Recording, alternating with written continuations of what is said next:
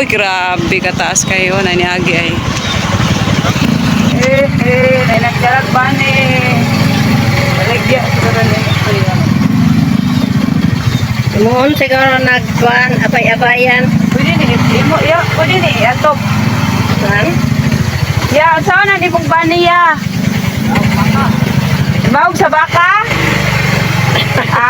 mukhaon ni baka ane ay mao di ay baboy ra mukhaon ani no pati tay baka.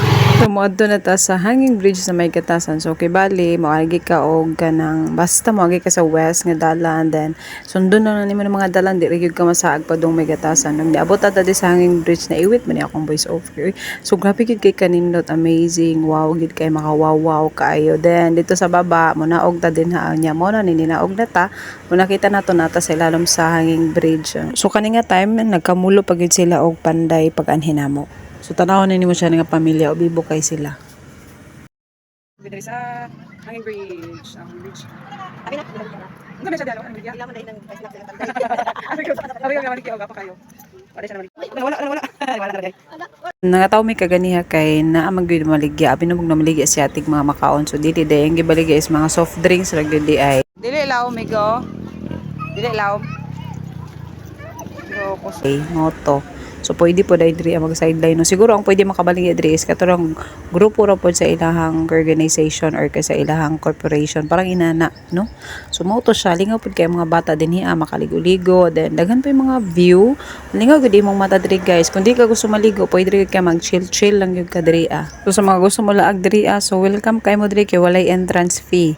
So sa kung naibawaan, ang inyong bayaran siguro cottage lang. So wala po siguro entrance fee kay makalusot-lusot ra magud ang mga tao nya mag-entrance fee sila, lain pud kaayo. So mao to, malingaw inyong mata diri gusto mo mag-relax unya kapuyan mo matugdang kay layo. So diri na lang gid bu guys, kay duol ra kaayo, mapatubil ra mo maura. Dili na gid na kinahanglan gasto patagdako para maadto taglaing lugar kay diri pa lang uwan na suwak na kaayo. Malingaw na imong mata, mabusog na ka, di ba?